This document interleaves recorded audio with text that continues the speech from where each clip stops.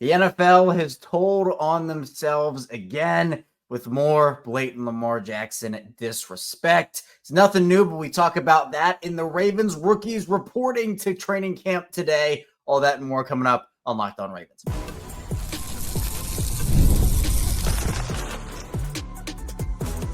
You are Locked On Ravens, your daily Baltimore Ravens podcast. Part of the Locked On Podcast Network, your team every day. You are Locked On Ravens. Welcome into the show. I'm your host, Kevin Oestreicher of Ravens Wire, here with you on the Locked On Podcast Network, your team every day. Thanks so much for being here today on this Taco Tuesday, making Locked On Ravens a part of your day and your first listen each and every single day are free and available for you on all podcasting platforms, including in video form on YouTube, where you can like and subscribe to the channel, and in audio form where you can follow along and subscribe wherever you get your podcast. For 5 days a week here on Locked On Ravens, Monday through Friday, 6 a.m. Eastern Time, bringing you that daily Ravens coverage. Also on the weekends, we sometimes have some bonus episodes. We go live after every single Ravens game and every single piece of Ravens big news. And new addition, the Locked On Ravens Squad Show, which is live Mondays and Thursdays at 7:30 p.m. Eastern Time with myself, Sam Njoku, and former Ravens wide receiver and Super Bowl champion, Qadry Ismail. Today's episode of Locked On Ravens is brought to you by Gametime. Download the Gametime app, create an account, use code LOCKEDONNFL for $20 off your first purchase. Thank you to all the everydayers out there, first-time listeners, and if you're somewhere in the middle, thank you as well.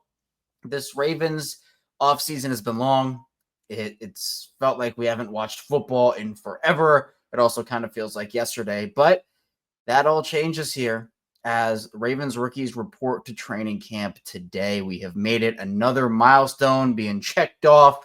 We're going to get into some rookies to watch at training camp, rookie battles, and that whole situation in the second part of the show, and then making a statement, not only for the rookies, but for these guys competing for roster spots. I want to dive into that in the final part of the show.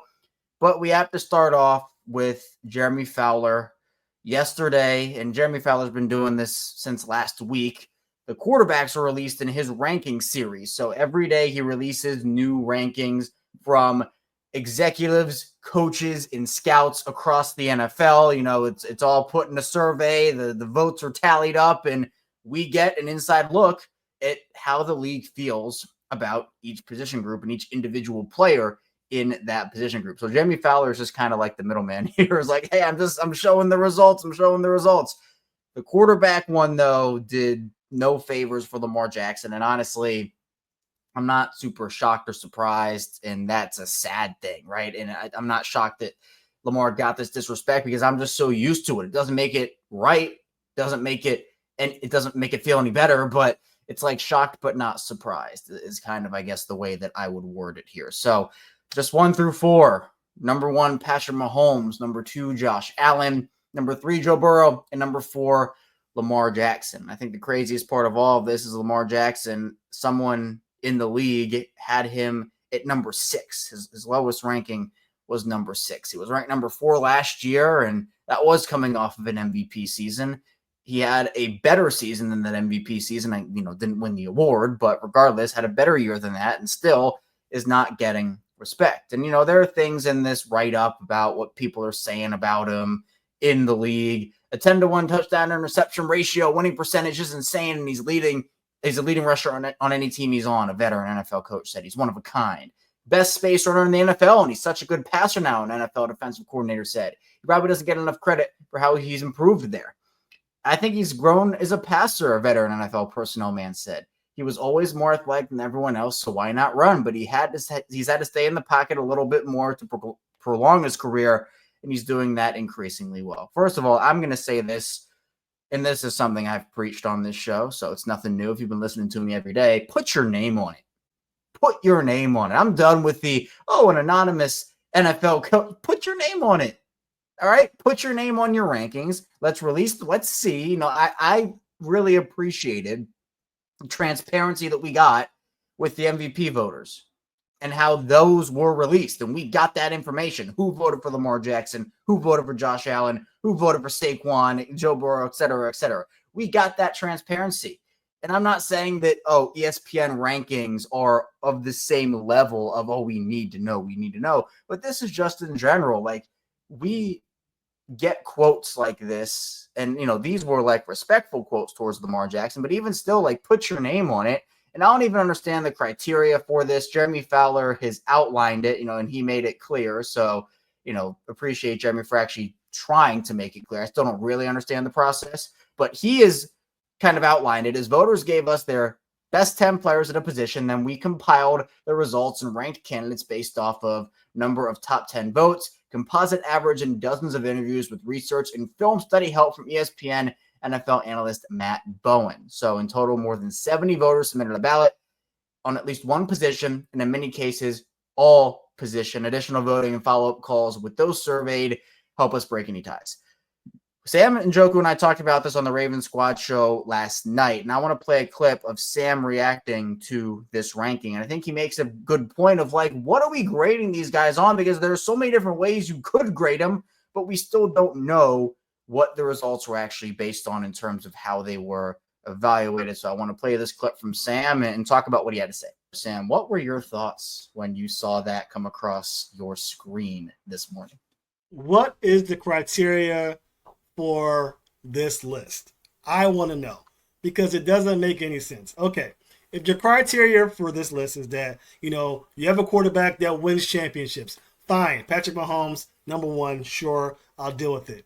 But to have Josh Allen and Joe Burrow next to them when Josh Allen hasn't even sniffed a shot at getting to the championship. Joe Burrow lost the Super Bowl, and Lamar Jackson, even though he hasn't been to the Super Bowl himself, was very close to doing so. The bottom three are all in the same boat, so then you will probably have to do it based on quarterback play. But whatever. If you base it on that, then sure, put Patrick Mahomes at number one. If you base it on quarterback play, clearly Patrick Mahomes has played the worst of the four, and certainly Lamar Jackson has played the best of the four. So I don't understand what the criteria is. It is the Patrick Mahomes tax, I feel like, and we shouldn't be having that still, especially with the Super Bowl performance that we saw out of him and that team against Philadelphia this past year. By the way, Ravens Squad Show, be sure to check it out Mondays and Thursdays, 7:30 p.m. Eastern Time, live on the Locked On Ravens YouTube page. And of course, if you miss it live, you can always play it back, video form, audio form. We have you covered there. So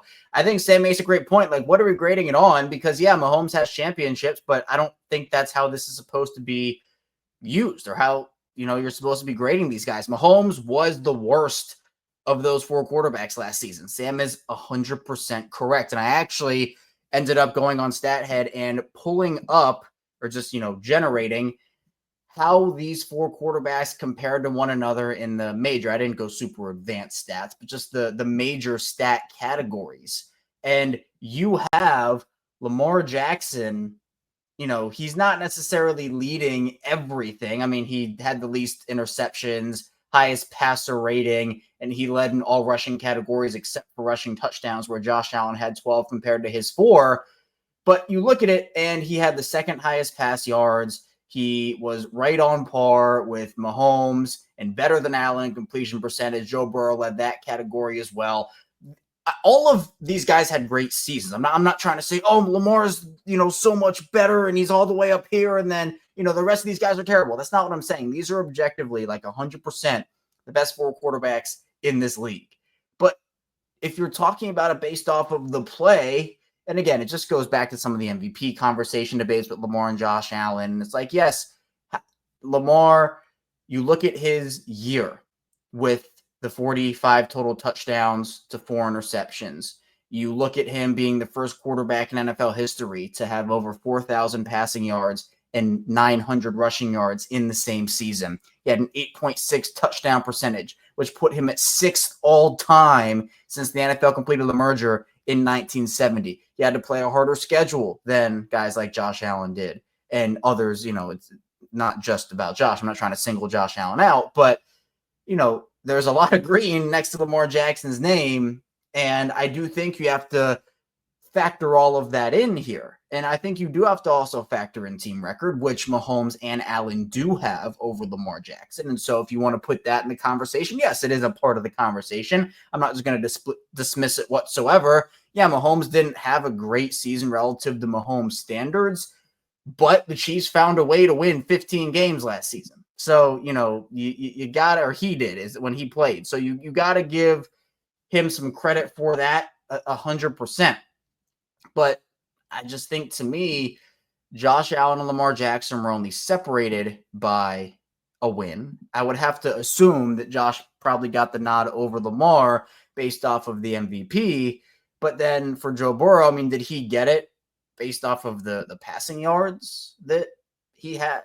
I mean, I don't really understand that. He had 43 passing touchdowns. That was best in the league. But, Lamar had 41. But Joe Burrow finished 9-8 and his team missed the playoffs.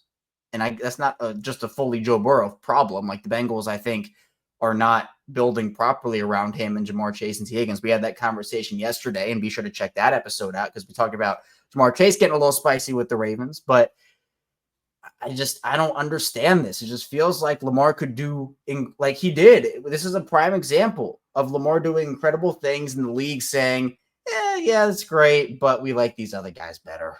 We like these other guys better. We're not going to give you that recognition. Lamar Jackson, again, it's just the recognition is not there for him. It's been a story throughout his career. Again, it's shocked but not surprised. And honestly, I'm getting to the point where it's numb for me. Like, it doesn't make it any less right or any less wrong or, the whole 9 yards. But, it's just like, man, of course, another day, Lamar Jackson does not get the recognition he deserves. So, it's an unfortunate situation.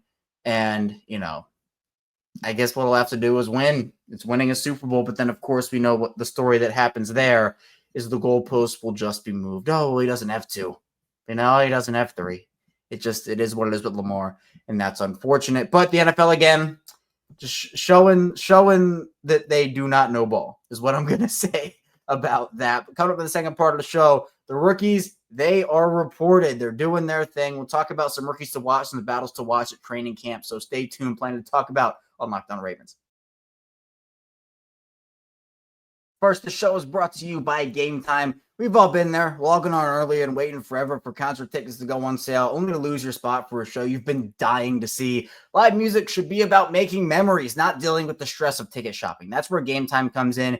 Gametime makes getting concert tickets faster and easier than ever. Prices actually drop as it gets closer to showtime. You can save up to 60% off with their killer last-minute deals. And if you're tired of the endless scrolling, trying to find the best deal, Gametime Zone Deals pick the best seats in your section for you. With the Gametime, the price you see is the price you pay. There are no hidden fees.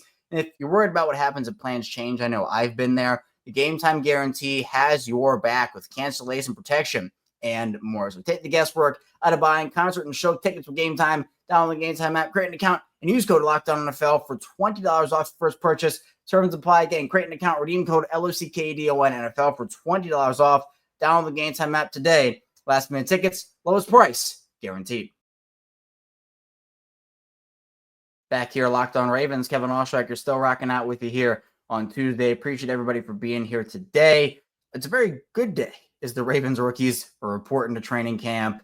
I'm so excited. I mean, you get the vets reporting a week later, so that's when things truly kick off. But, it's a good little taste of the action here. The rookies getting acclimated. And with this draft class, we know that guys are going to want to make an impact early. Guys are going to want to make a statement. And, this class has the opportunity to contribute in a very big way to what is, in my opinion, a championship favorite roster, right? You have the vets and that star power, and we've talked about that a ton here on the show, but it's about having the balance. And we saw that last season with guys like Nate Wiggins and Roger Rosengarten really stepping up to the plate for the Ravens. You hope is that, and I've said this over and over. If you're an everydayer of this show, you're probably tired of me saying it, but over and over, Lamar Jackson, Derrick Henry, right? All these guys make that impact for you as stars. But then last year, you got the Wiggins and Rosengartens contributing for you.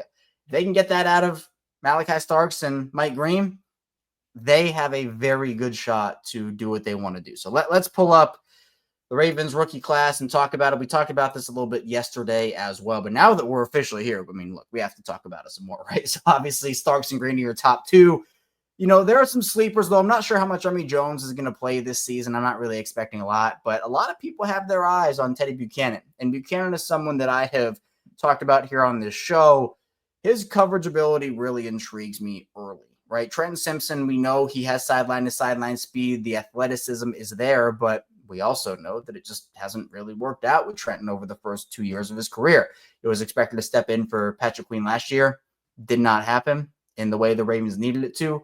And so they, much like a lot of their defense, had to kind of go through fail-safes and last resorts. And finally, they kind of patchworked it together at the end there, and it was fine. But you don't want to have to be in that situation again, which is why, we know Baltimore now, they were interested in CJ Mosley. That was something Rick Ritter, who we had on a couple weeks ago, he reported on that. And, it doesn't shock me they had interest in a veteran inside linebacker because there is a lot of uncertainty there. But Buchanan is a coverage linebacker, and instinctually, he's a very smart football player, very smart person. And I think that, to me, there's a shot that he does. Dethrone feels like the wrong word to use for Trenton Simpson, but I'm going to use it anyway. He has a shot to dethrone Trenton Simpson here. He's someone I'm going to have my eye on and be, looking out for, listening out for to see how he's doing. He's a guy that might not be the most talked about player, but it seems like he is starting to generate some buzz here, especially with the state of that positional group. And we on the Raven Squad show, Q, Sam, and I did our positional rankings, and we all had inside linebacker at number 5. So, it's Roquan and friends at that position right now. Hopefully Teddy Buchanan can graduate from friend and become contributor next to Roquan. But other than that, just a lot of depth pieces here. I know Tyler Loop obviously is going to be the other topic of conversation. He struggled during spring practice towards the end there. Steve Bisciotti was in attendance for a couple of those. So, that was a storyline that was reported. I'm not sure how much that had to do with anything. My agenda here, or at least my theory, and this is what I have for all young players, but especially for Tyler Loop and this kicker position. My theory for Tyler Loop is that the coaches are working with him. They're trying to tinker with his game a little bit, tweak some stuff.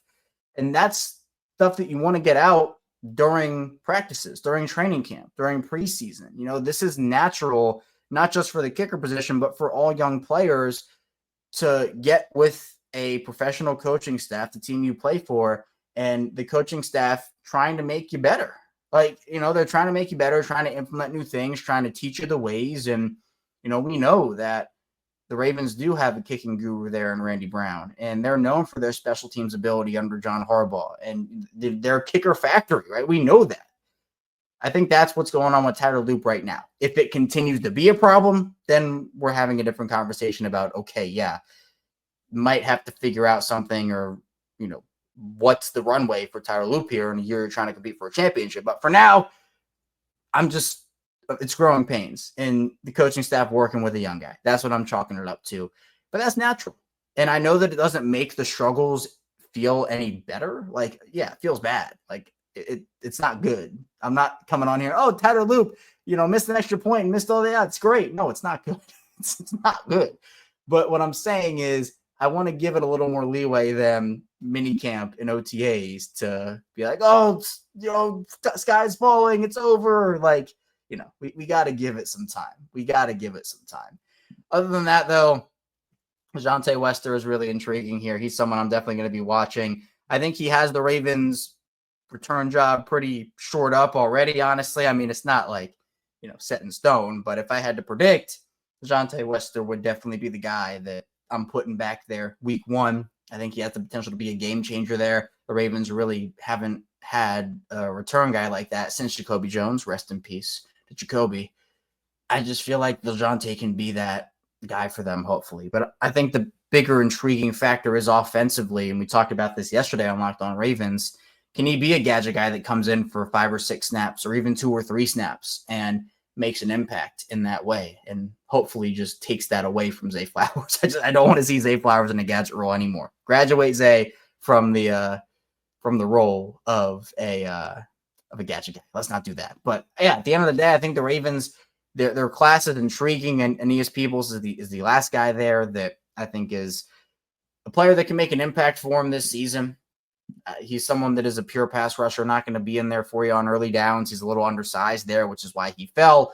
But his pass rushing metrics were some of the best in the class. And Baltimore they take talent. They like talent. They're not as concerned. Now, they have their preferences.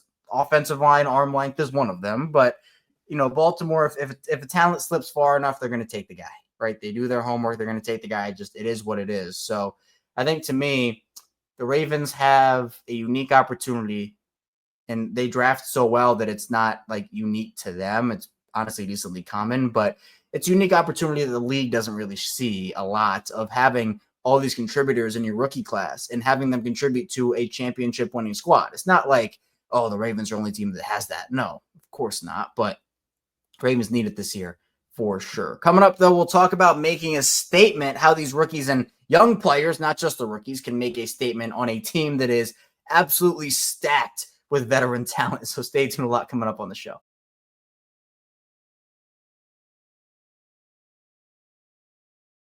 Back on Locked On Ravens, Kevin Oestreicher here with you still on this Tuesday edition of the show. Be sure to hit the like and subscribe button in video form and follow along in audio form for 5 days a week of daily Ravens coverage. Tell a friend, tell a family member if they want daily Ravens coverage. Be sure to check in here with us on the show. We have a lot of exciting stuff coming up. It's almost my 6-year anniversary hosting the show. It's coming up in less than a month, which is awesome. And, it's really cool to look back on where I was versus where I am, where the show was versus where the show is now. Also, a couple other exciting things in store before the season starts, so be sure to stay tuned for all of that. Now, we know this Ravens roster is stacked. I've probably said it every episode over the last 4 months, and that is before they signed Jaire Alexander. Now I'm saying it probably every segment of the show because Jaire Alexander is an incredible add for them. But that means that there aren't a lot of roster spots or starting spots available, and that's something we talked about yesterday too, where guys are going to have to fight for those jobs. And it's not just the rookie class. I'm not sure that 11 rookies are going to make this Ravens roster this year. I'm just not. I think that Grant Dellinger is probably an option to be cut and put on the practice squad. I don't see it. You're going to have to make a lot of other tough decisions here. And I think it's harder for them because, and this is a good thing, but it's harder for them to keep 11 rookies because they didn't lose a lot of talent. It was Passion McCary, Brandon Stevens, etc., Trey White. Like they didn't have the years they've had in the past couple of, oh man, you're losing starters left and right. No, you're able to lose a couple of pieces. It's not really big losses. I'm not losing sleep over any of those guys, but then you add in the vets and you bring in 11 rookies. That not a lot of roster spots already, and you're bringing in all this talent. It's going to be tough. So, for players on the bubble, like a David Ojabo, Jalen Armour Davis, and these are guys we'll talk about a little bit more as the week goes on leading up to next Tuesday. Guys who are on the bubble, who need to have big training camps. Like, you're going to have to compete. But for rookies, it's about making a statement. So on the Raven Squad show, we had Mark Clayton on for the first segment of that. Sam and Joko and I talked to Mark Clayton. Obviously, he is a former Ravens wide receiver, first-round pick of the Ravens back in 2005. And he talked about his first training camp as a rookie and the mindset that he went in there with, some of the vets that helped him out. I thought this was awesome what Mark had to say, so I want to play that, and then we'll talk about it on the other side. Now, the rookies, Mark, they're coming in tomorrow, and I want you to take me back to 2005. You're a rookie. You're coming into training camp for the first time. You're ready to contribute, make a name for yourself. I mean, can you take us back into, like, what that experience was like for you heading into that, meeting your teammates, and continuing to build up to the season? Like, what's that like as a rookie? Man, it is like, I mean, and I'm sure the guys have, because you just want to prove yourself amongst your peers. You just want to prove that you are that dude, like, and you want to make a name for yourself, especially guys that didn't get drafted or they're later round. Like, you just excited to have the opportunity to make a name for yourself, and then being the top guy, you want to make sure that they know they didn't waste that pick. And so me getting in there with the type of veteran leadership we had, Ray, Ed Reed, Prime was still there. Like, that was incredible. I mean, from Samari Rowe, Chris McAllister, Dale Carter, that vet, 13 years and up in the secondary with those positions, that was like football heaven for me, like going into as a receiver. And so it was, I was excited to get in and make my name really known and let them know that, I'm going to be a contributor to the organization. And, I want to be a part of what is giving us a chance to win championships. And that's the thing, right? Where for rookies, especially if you're drafted higher up, and I know Malaki Starks wasn't like a high draft pick in the first round, but sometimes you're not going into a team with championship aspirations. When you are going into a team with championship aspirations, when you get drafted by a team that is generally later down in that first round or later down in the draft process, it's not only high expectations for you and, oh man, I got to prove myself. I got to do this stuff, the stuff that Mark was talking about there. It's also high expectations team wise and you contributing. Like if you make a mistake, yeah, it's great to learn from that. And you're going to have rookie mistakes. It just is what it is. But that also impacts your team and maybe it loses your team a game. And that's a game that you can't get back in the standings. Maybe it impacts seeding. And we saw last year, if the Ravens had just won one more game, they would have had the divisional round in Baltimore instead of in Buffalo. So it does make an impact, which is why I always go back to Patrick Queen. I know it might be a weird comparison, but if you've been listening to me for a while, like years and years on Locked on Ravens, you've heard me use this example before. If Patrick Queen was on a team like Cleveland during his first couple of years, if he was on a rebuilding team, PQ made a lot of mistakes in his first couple of years. It wasn't really until year 3 that he was able to put it all together, and he had 2 really solid seasons for the Ravens before leaving for Pittsburgh. But in those first couple of years, man, it was coverage mistakes. He got benched in his second ever game against Kansas City. Travis Kelce was carving him up that badly. It was rough, and there were questions about PQ, like, is he a guy or is he another bust? And he ended up making a name for himself, and, I'm glad that he did. But those mistakes on a rebuilding team, there's not really a consequence in terms of, oh, great, you lost the team in the game with a mistake. Okay, cool. They're trying to lose anyway. Or it doesn't matter because they're not competing for anything. But PQ's mistakes were amplified. And we know the Ravens hadn't drafted a middle linebacker in the first round since Ray Lewis, all right? Like the expectations for PQ were already there. I know it's a little different. I mean, look, Malaki, the expectations are certainly there because of Kyle Hamilton and Ed Reed. We don't mention Matt Elam. That's a different conversation. But again, you have that precedent. But to me, I think the difference between Malaki and Patrick Queen is that Malaki Starks is a lot more NFL ready. PQ didn't really start a lot in college. He didn't really have a ton of experience. And there's a difference there to me to where Malaki has that starting experience. And he's been on a winning program. Not that PQ wasn't. LSU obviously he was on one of the best teams in college football history, that 2019 LSU team. But I think that with Malaki, he's ready to step into the moment, ready to be a starter day one off the bat. And, he will make mistakes, but I don't expect as many from him as I do from a guy like PQ, who clearly needed some time to figure it out. I think Malaki has most of it figured out. Now, he hasn't played a snap yet. And, my rule is that I don't want to talk too crazy of a guy until he plays a snap. But, you can just see it, right? You turn on the film, you turn on the tape, the highlights, and it's right there in front of your eyes. Super instinctual player. Can play all over the field. The ball skills are there.